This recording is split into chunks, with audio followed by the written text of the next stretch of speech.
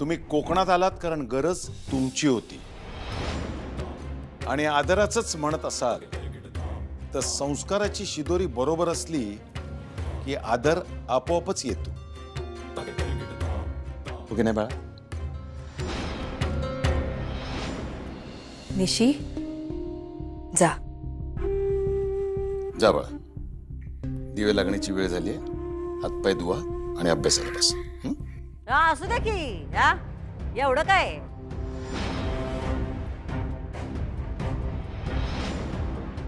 आम्ही कुठं रोज रोज येतोय तुमच्या घरी हा? आणि काय अभ्यास अभ्यास अभ्यास करताय? अभ्यास पुस्तकांचा करायचा नसतोय, अभ्यास माणसांचा करायचा असतोय, त्यांच्या वागण्याचा करायचा असतोय. त्यातूनच माणूस शिकत असतोय. अगदी बरोबर बोलला. पहिल्या भेटीतच कळतो माणूस काय आहे ते.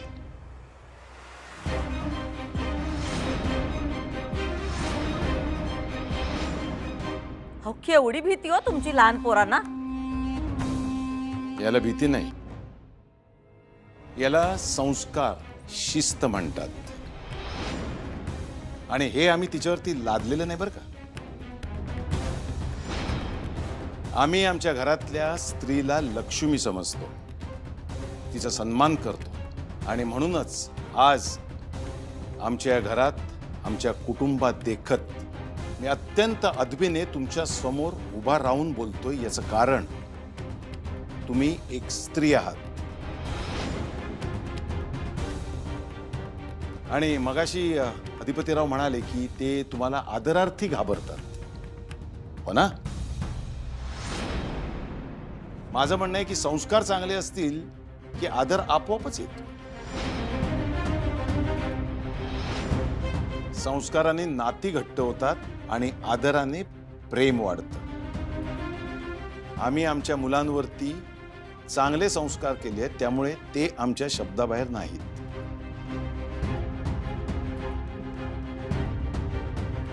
अरे बापरे अधिपती, हे समजा आमच्या डोसक्यावरून गेलो.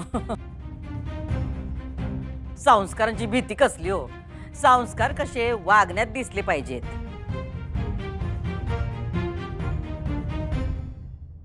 आता आमच्या अधिपती बघा आदर्श लेख आहेत का, तर आम्ही त्यांच्यावर तसे संस्कार केल्यात. रिस्पेक्ट करायचा, बायांना मान द्यायचा, मोठ्यांना पाया पडायचा. त्यांना मान दिला नाही होय तुम्ही? हा, आल्याला पाया नाही पडला? पडा, पाया पडा, पडा किंवा पाया. नाही नाही, राहू दे अधिपतीराव, काही गरज नाहीये. तुमच्या चिरंजीवानी आमचं म्हणणं ऐकण्यातच आमचा मान होता.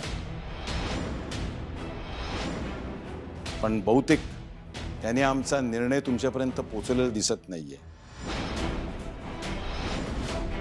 आणि म्हणूनच तुम्हाला इतक्या लांब इथे कोकणात आमच्या घरी यावं लागलं.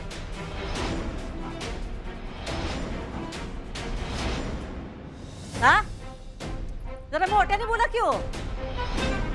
हा, असं तोंडातल्या तोंडात काय बोलताय गुळमुळ आपल्या सुनबाईंसारखं.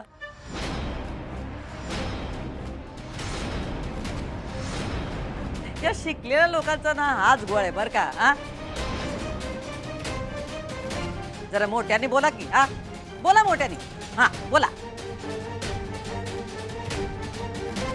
आणि म्हणूनच शिक्षण महत्वाचं असतं. हा,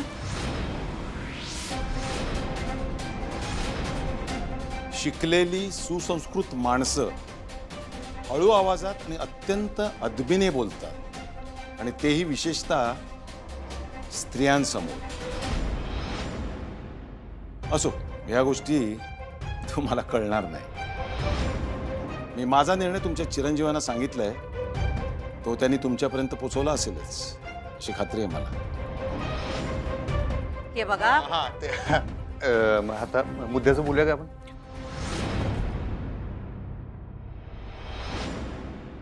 अहो तेच बोलायला तर आम्ही कोल्हापुरातून इथं आलो नाही का.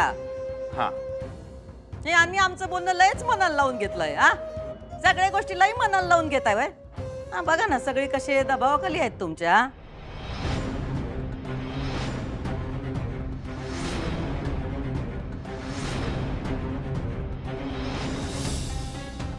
रघुनाथराव, पोरांना असं दबावाखाली ठेवू नये. काय आहे, पोरं हाताबाहेर जातात, हा आमचा अनुभव आहे.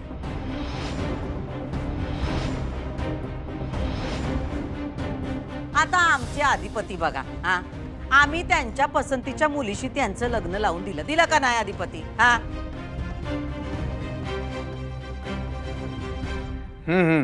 नाही, ही गोष्ट खरीच आहे. म्हणजे आमच्यासाठी तर असं आहे, तुम्हाला खरं सांगतो, एका बाजूला देवाऱ्यातला देव, दुसऱ्या बाजूला आमची आई. आमचं आमच्या आई साहेबांसंग असं आहे.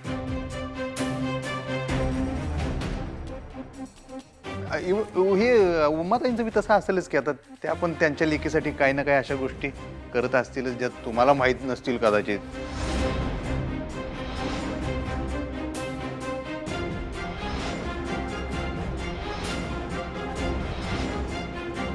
आईचं आणि लेकराचं ते समीकरण असते, ती सिक्रेट असते, अशातला भाग आहे. असं आहे.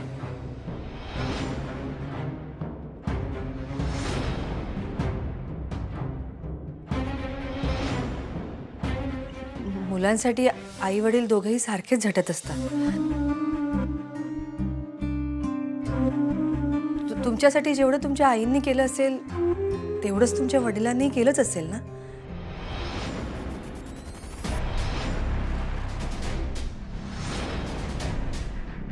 तुमच्या वडिलांचाही पाठिंबा असेलच की तुम्हाला.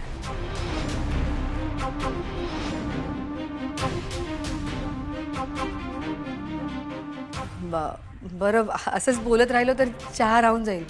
मी चहा घेऊन येते.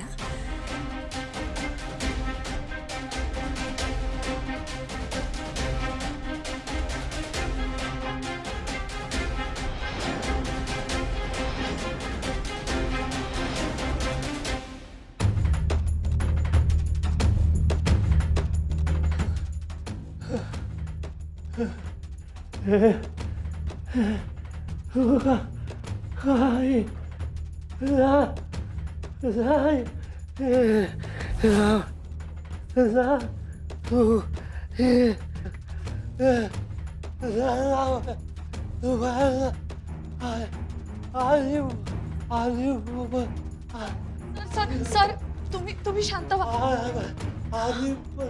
अधिपती नाहीयेत, अधिपती नाहीयेत, ते नाही रागवणार. नाही चिडणार, ते नाहीयेत. तुम्ही बसा बसा बसा बसा, सावकाश, शांत व्हा. हे बघा, मी हे चाटण आणलंय. हा, माझे बाबा आले होते, बाबांचे मित्र आले होते ना, रघुनाथराव, त्यांनी औषधं दिली होती, त्याचं मी हे चाटण केलंय. तुमच्यासाठीच आणलंय, तुम्ही घ्याल ना? घ्याल ना तुम्ही? हा, हे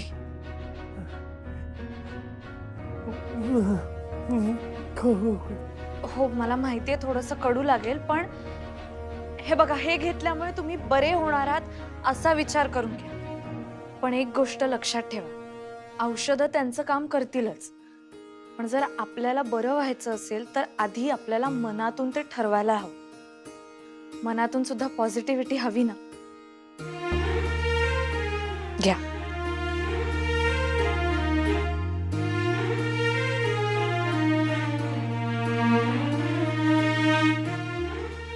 याने बरं वाटेल तुम्हाला.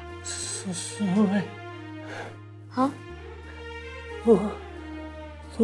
सून नाही.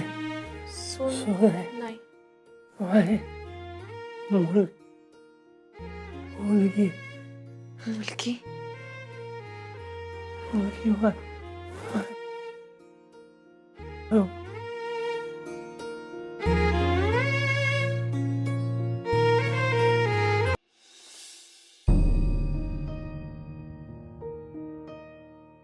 तुम्ही आता आराम करा, मी येते. आशा,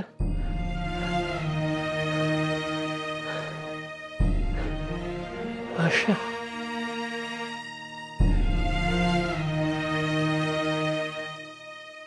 आशा, काय म्हणालात तुम्ही? आशा, अक्षरा? अक्षरा म्हणायचंय ना तुम्हाला? तुझं नाव? माझं नाव तुझं नाव आशा. छान छान.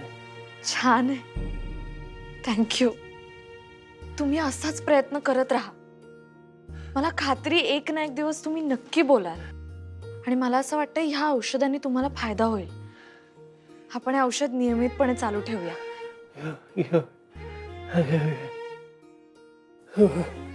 तुझ्यामुळे मी अहो नाही नाही, हात कशाला जोडताय? थँक्यू नका म्हणू सर. तुम्ही मुलगी म्हटलात ना मला, मी थँक्यू नका म्हणू. तुम्ही आराम करा, मी आलेच.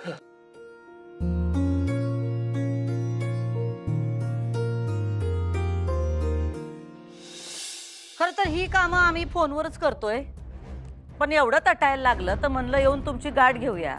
हे बघा, आम्हाला गोल गोल बोलायची सवय नाही. आमचं जे काय असतंय ते एकदम स्पष्ट असतंय. आता आमच्याबद्दल काही वेगळं सांगायची तुम्हाला गरज नाही, हे तुमच्या ध्यानात आलंच असेल नाही का?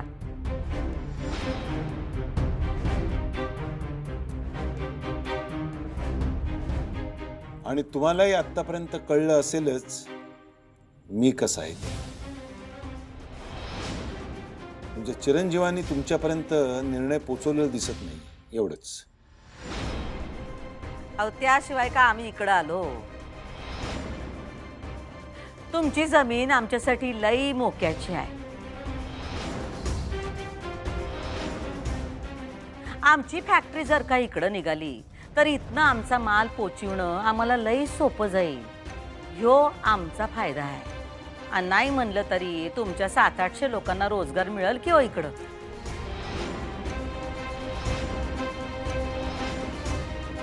शिवाय आम्ही काही ही जमीन फुकटात मागत नाही. तुम्ही म्हणाल ती किंमत देऊ आम्ही. हा, म्हणाल ती. तुम्ही फक्त बोलायचं आणि आम्ही ह म्हणायचं, बस.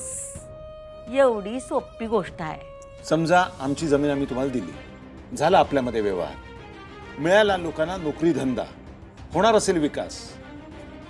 पुढे काय?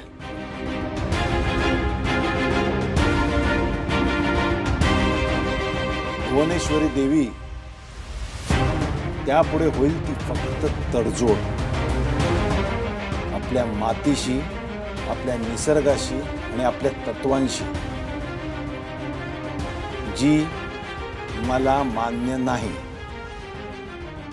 आमच्या इथं पिकणारं धान्य आमच्या पोटाची भूक भागवते. इथल्या नद्यांमधून वाहणारं स्वच्छ पाणी आमची तहान भागवते. इथली स्वच्छ हवा आम्हाला मोकळा श्वास देते. मग विकासाच्या नादाला लागून हे सगळं का करायचं आम्ही?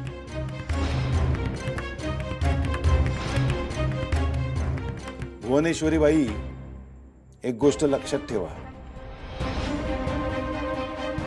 कोकणातला माणूस भलेही श्रीमंत नसेल, पण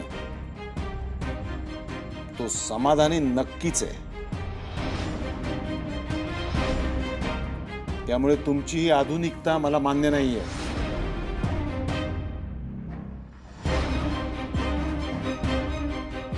अहो तुम्ही त्याची अजिबात काळजी करू नका.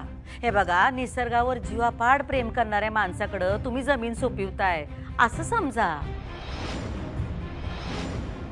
अहो राधानगरी म्हणू नका, गगनबावडा म्हणू नका, पन्हाळा म्हणू नका, सगळीकडे आमचे फार्म हाऊस आहेत. निसर्गातच असतोय हो आम्ही. आम्ही पण शेतकरी माणसं आहोत. गुरंढोरं आम्ही पण पाळतो. अहो आम्ही तर आमच्या घरात दरबार भरवतो. एखादा शेतकरी असेल, त्याला पैसे पाहिजे असतील बियाण्यांसाठी, तर आम्ही देतोय, नाही म्हणत नाही. का देतोय आम्ही? हा, तर त्यांच्या शेतीचं काम बंद पडायला नग. आणि एवढंच करत नाही तर कोल्हापुरात मॉप झाडं लावलेत आम्ही. आणि तुमच्या जमिनीवर आम्ही आमचा उद्योगधंदा उभा केला तर तिथं पण आम्ही झाडं लावणारच की. हा, मॉप झाडं लावणार, गुरंढोरं पाळणार. अहो जमिनीला आई मानतोय आम्ही. हा,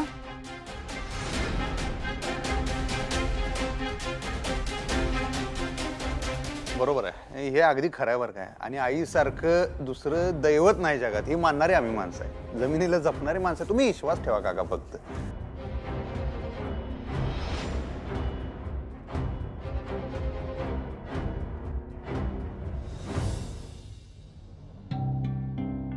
अच्छा.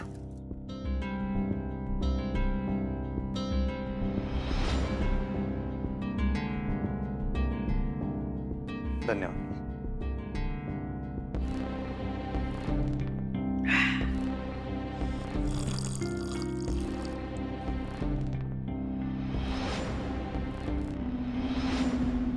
अहो काय रघुनाथराव, काय विचार पक्का झाला का नाही तुमचा? भुवनेश्वरी बाई, आता तुम्ही म्हणालात की तुमच्या दरबारात शेतकऱ्यांना बियाणांसाठी तुम्ही पैशांची मदत करता. मुळात शेतकऱ्यांचा जो मूलभूत हक्क आहे त्यासाठी त्या शेतकऱ्याला कोणाच्या दरबारात उभं राहावं लागतं. पैशांसाठी कोणासमोर हात पसरावे लागतात यासारखी दुसरी दुर्दैवी गोष्ट नाहीये.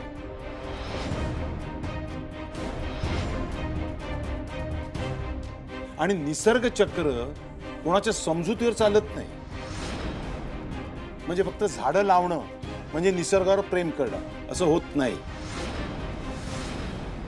ही अशी औषधी जंगलं तोडून तिकडे उद्योगधंदा उभं करणं याला निसर्ग प्रेम म्हणत नाहीत. उलट त्या झाडांची पाळमुळं घट्ट करून त्याची निगा राखून एखाद्या लहान मुलासारखी त्याची काळजी घेणं याला निसर्ग प्रेम म्हणतात.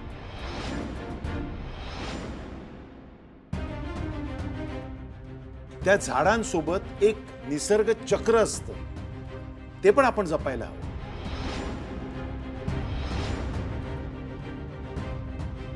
मान्य आहे हो, सगळं मान्य आहे. हा, तुम्ही सगळी चक्र आमच्या हवाली करा. हा, आम्ही घेतो त्याची काळजी.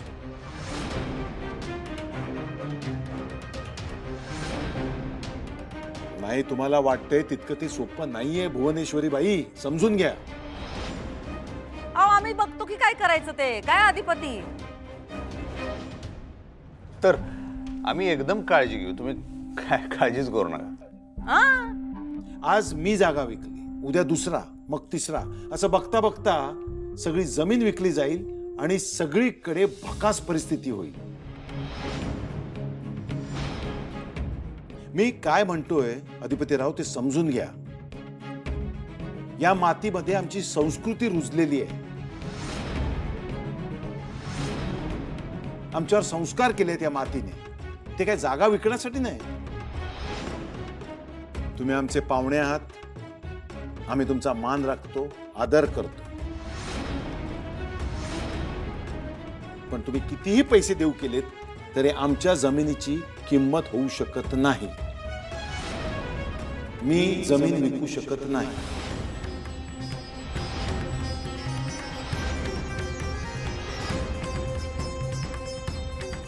विषय संपलो. वादळ आलं की ताट झाड काडकन मोडतंय. हे निसर्गावर एवढं प्रेम करून बी कळ नाही तुम्हाला. लवाळ्यासारखं लवचिक राहावं माणसानं. आणि निसर्गाच्या चक्राची माणसाने काळजी करायची काय बी गरज नाही. ते माणसाच्या हातात नाही, ते चालूच राहतंय. आणि म्हणूनच ते चक्र माणसाच्या हातात देऊन मला तोडायचं नाही. अहो आम्ही निसर्गाशी लढत नाही, आम्ही निसर्गाला पूजतोय. आणि आम्ही निसर्गाचा सौदा करत नाही, जपतो त्याला. त्यामुळे हा व्यवहार होऊ शकत नाही. पुण्यांदा विचार करा. 1000 वेळा सांगितले तरी हा रघुनाथ खोत आपला निर्णय बदलणार नाही. चूक करताय तुम्ही. माझ्या जमिनीसाठी, मातीसाठी, माझ्या निसर्गासाठी आणि माझ्या शेतकऱ्याच्या स्वाभिमानासाठी मी अशा 1000 चुका करायला तयार आहे. का ऐका की उगाच कशाला इशे हार्ड करायला आहे. आम्ही एवढं सांगालोय तर तुम्ही. विषय संपलो. नाही हे बघा, तुमचा निर्णय मान्य आहे आम्हाला, पण आम्ही तुम्हाला एकच सांगतोय, तुम्ही तुमच्या पायावर कुऱ्हाड मारून घेतायसा आणि हे आज तुम्हाला कळणार नाही, येळ आली की कळेल. शिक्षण तर तुम्ही घेतलंय, पण देव तुम्हाला चांगली बुद्धी देव, एवढंच म्हणू शकतोय आम्ही.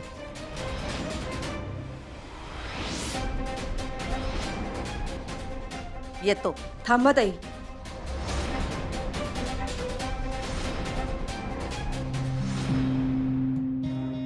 एक सवाष्ण आमच्या घरी आली आहे, तिला असंच कसं जाऊ देऊ? मी आलेच. हा,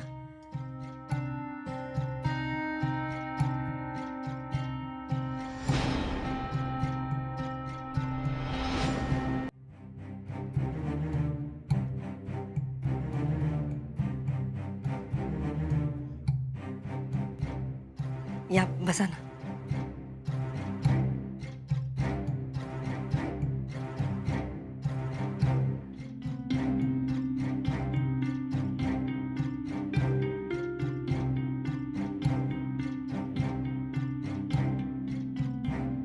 खोतांच्या परंपरेनुसार खोतांच्या घरी आलेल्या पाहुण्यांना खोत मोकळ्या हाताने कधी पाठवत नाहीत. भुवनेश्वरी बाई,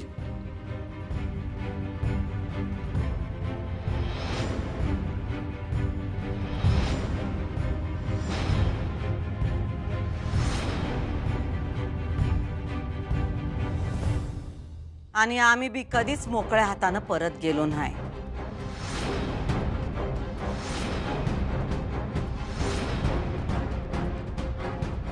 या आपण